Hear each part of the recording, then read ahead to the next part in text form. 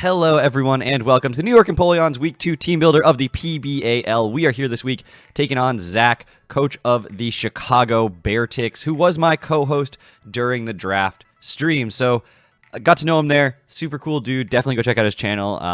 And I believe he's going to be a very, very tough opponent this season. He drafted a phenomenal team. So let's get into it. Let's not waste any time. You guys all saw my Week 1 battle against Bloody, who is the person who knocked me out of playoffs last season. And so that went well, and hopefully we're going to continue that momentum here today. So his team is Noivern, Kartana, Urshifu, Single Strike, Nidoking, Volcanion, Sylveon, Aurorus, Vikavolt, Togetic, and Cofagrigus. And it is worth noting that, again, I do these in speed tier order, not in draft order, because I don't actually remember what order he drafted things in, but for my own sake, I put it in speed tier order to look at it because it's easier for me to visualize how fast I need my mons to be and what kind of investment I need on them. So doing it in speed tier order is easier. So just a heads up there, he did not draft Noivern in first round or anything like that. That said, we are going to lead off here with our Rillaboom. Rillaboom this week could speed tie with Nidoking, but I decided since I have Grassy Glide, I don't really care. I have the Grassy Seed, so I get to +1 defense, making me pseudo able to take a hit from the Kartana, the Urshifu, physical Nidoking. So that's really helpful. I can basically take one hit if your name isn't Noivern or Specs Volcanion. And because I'm super bulky, I decided to run no speed investment on this thing and just go straight into bulk. Now, I'm running Swords Dance because if I can get in on something I threaten out with a Grassy Glide, like something he wants to save, maybe the Nidoking, maybe the Aurorus, or even a low HP Volcanion that he wants to preserve for later, I can set up a Swords Dance and proceed to do a lot of damage. Now, Noivern's a problem because Noivern can come in on the Grassy Glide and proceed to threaten me out. So Swords Dance is a little bit of a risk. Grassy Seed obviously only pops once, so that is something I have to watch out for. That said, Acrobatics, if I'm at +2, can OHKO a Noivern on a switch-in. So if he does stay in with whatever it is to try to get a hit off, then I can potentially get the Noivern on the switch-in after I Swords Dance when he predicts the Grassy Glide there. That just straight OHKOs an uninvested Noivern. It does so much damage. Obviously, OHKOs an Urshifu at +2, but Grassy Glide's just great coverage. Honestly, most of what I want to do is just click Grassy Glide and go from there. Knockoff's useful utility. This is not a win con by any stretch of the imagination. It sort of looks like it could sweep. It probably won't. I'm kind of hoping to get a 1-for-1 with the Swords Dance set and then maybe one more revenge kill later with the Grassy Glide if all goes like super well for this Rillaboom. Next up is my Talonflame coming this week. Talonflame is a mon I've never really used before, and so I decided I'm running Flame Body week 1 with it, or my first week with it, I should say. Talonflame is going to be rocking out with Hurricane, Flamethrower, Roost, and Will-O-Wisp. I really wanted to put Defog on this, but ended up not doing it. I'm obviously Boots because why wouldn't I be? And I am a special set because Kartana makes the physical set just decidedly worse. And special's fine. It does the work that it needs to do. Obviously, Sylveon can be a little bit of a nuisance, but Sylveon doesn't happily switch into a Talonflame anyway, just because it doesn't hit it hard with Hyper Voice and also is worried about the normally physical set. Will-O-Wisp is super useful for the potential switch-ins to this thing, just to put damage around. That's just something that I enjoy doing. I thought about Toxic as well, but Nidoking coming in, taking a Willow, and then nerfing the Sucker Punch. I'm really worried about Sucker Punch Nidoking. It's either going to be Scarfed or Life Orb with Sucker Punch and mixed. I think is probably going to be the case. And just being able to neuter that on the switch-in would be super nice. Or being able to Will-O-Wisp. I'm also Flame Body, so if Urshifu does go for a Wicked Blow, I can take potentially one, depending on if he's like banded or not, and get a 30% chance to Flame Body, and then Will-O-Wisp comes out, I outspeed, so we can see what happens. Will-O-Wisp also covers the like Sucker Punch possible play, if he thinks that I'm going to Brave Bird and he's just Scarfed, something like that, so there is, although if I'm Gale Wings and I'm full HP and I Brave Bird, it does, whatever, I'm Will-O-Wisp. Next up is the Dragonfall. Dragonfall this week going to be rocking out Sub, Dragon Darts, Phantom Force, and Flamethrower. So mixed set this week. Flamethrower mostly just for the Kartana, although it can hit the Vikavolt pretty hard. And then I wanted to be physical for the Sylveon, so I wanted to have that Ghost Stab. He doesn't really have a Ghost Switch-in, if we're being honest, so Phantom Force can do a lot of damage.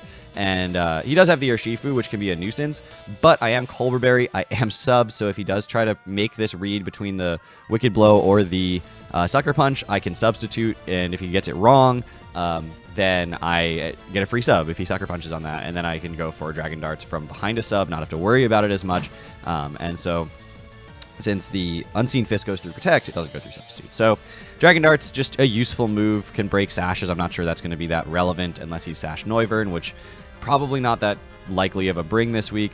Can do a lot of damage, though, and then obviously the Flamethrower is there just to Oko the Kartana in the off chance that this ends up being my Kartana switch-in, which I have the Culver Berry, so I can take one knockoff in a pinch, but I'd rather that not be the case. Next up is my Girder. Girder is actually my Urshifu and Kartana switch-in this week. This is probably the set I spent the most time and effort on. I did like 75 calcs for this, and it came out with a set that doesn't look that interesting, but is actually like optimally invested. So basically the way this Girder works is, since both of his two major physical sweepers that are huge problems for most of my roster are weak to fighting, I figured Girder would be a good option. I ran a Iron Fist because I figured getting the extra damage with Iron Fist was more useful than the potential status absorption of Guts. And Drain Punch into Mach Punch with 76 attack and Iron Fist as the ability guarantees Okos on both Urshifu and Kartana if they are not defensively or HP invested.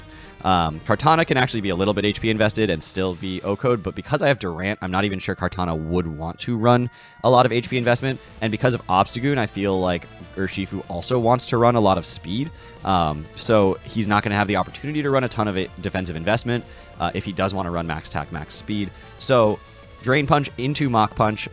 Wicked Blow is a 3-hit KO. Smart Strike or Leaf Blade are both 3-hit KO, so this is a counter to both of them. It comes in and then immediately threatens them out with the Drain Punch. Now, he does have access to the Koffagrigus. If he does bring Koffagrigus, that is definitely a switch into Girder. I thought about knockoff on this, but I decided Ice Punch was better, since the more likely switch into a Drain Punch to me, and the more likely Mon that he brings, is the Noivern.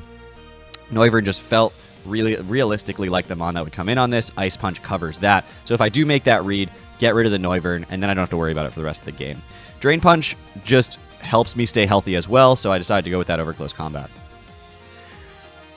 Next up is Noelle. Noelle is the MVP of week 1, as you guys saw. It just basically did a ton of work, and it's going to do more here. 5 rock weaknesses on my opponent's roster means that Power Herb Meteor Beam is basically a free special Dragon Dance, because as you can see, I am running enough speed to make sure that I am speed boosting Beast Boost instead of special attack boosting Beast Boost. And if I can get that special Dragon Dance and a KO, well, because of the KO basically from Meteor Beam, then I'm going to be able to spam moves for the rest of the game. I am missing coverage on this, of course, because I did need to run double rock so that I could actually spam Power Gem after I do go for the Meteor Beam once. So I had to choose between either having Dazzling Gleam or Psychic or Sludge Bomb. I could basically pick 2 of them. I needed Psychic in order to Oko the Nidoking, I needed Sludge Bomb in order to 2-KO the Sylveon, and I needed Dazzling Gleam to Oko the Urshifu. That said, if it's completely undefensive Urshifu, completely offensive Urshifu, and I'm at +1 special attack, Sludge Bomb has a chance to kill, and if it fails to kill, has a 30% chance to poison. So there's basically a 60% chance that I managed to pick up the kill on Urshifu anyway, and I figured that was better than missing altogether on Nidoking and not being able to really threaten it and forced out in that situation, because basically I'm able to take 1 Sucker Punch from the Nidoking and then can Psychic it, and if he doesn't have Sucker Punch and I'm speed boosting and I get that off first, then I'm able to go for the Psychic freely because Scarf would not outspeed me. So this thing can basically set up and sweep if the situation is made for it to do so. Unfortunately, this week, as you'll see, I don't have rocks or anything, so I can't make those calcs just a little nicer, and I can't get rid of sashes, but that is what it is. I don't expect a lot of sashes, again, like I said before, but this Meteor Beam can literally just annihilate his entire roster. It's pretty nuts. The only mons that can survive a +1 Meteor Beam are Urshifu and Nidoking, and neither of those love switching into a Nihilego happily. Sylveon can also live 1, but it doesn't outspeed, so therefore it just dies to a Sludge Bomb on the following turn. But this thing is just so strong, and I expect to be able to use it. If I can break some things or like chip things down, then bring this in, it can win the game basically on the spot.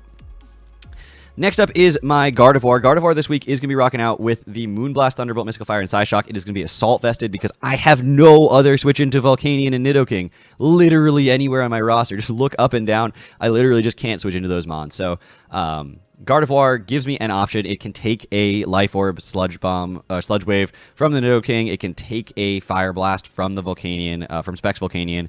Assault Vested Gardevoir, it's no joke. It can really tank some hits. And it's got coverage for basically everything on the roster. Psyshock helps me against the Sylveon. It's a 3 KO just because I couldn't run a Modest Nature. I really wanted to run Calm Mind, but I couldn't get it on the set to be safe. There's really nothing to set up against, so I decided just Assault Vest is safer. Mystical Fire can allow me to not allow Sylveon to just like Calm Minds set up against me totally freely, because if I can Mystical Fire, keep its special attack down, and then eventually Psyshock, then Sylveon will get broken, but basically I have coverage for everything on his roster. It's just a matter of what he goes into at any given moment. I just don't see Kartana or Urshifu switching in on Gardevoir happily, since neither of them take Moonblasts particularly well. Kartana will live one, doesn't take a Mystical Fire well at all, and that's it. I have the Girder. So this is more my special tank this week, but it's an offensive special tank as opposed to a more bulky one, because I just don't have a switch into his incredible special offense on his team, and that might be it. Yeah, that's it. So that's the 6 mons this week. I am gonna do this battle in like just a few minutes, so I'm a little bit crazy right now, but I'll see you guys all back here tomorrow with that battle. Take care, everybody.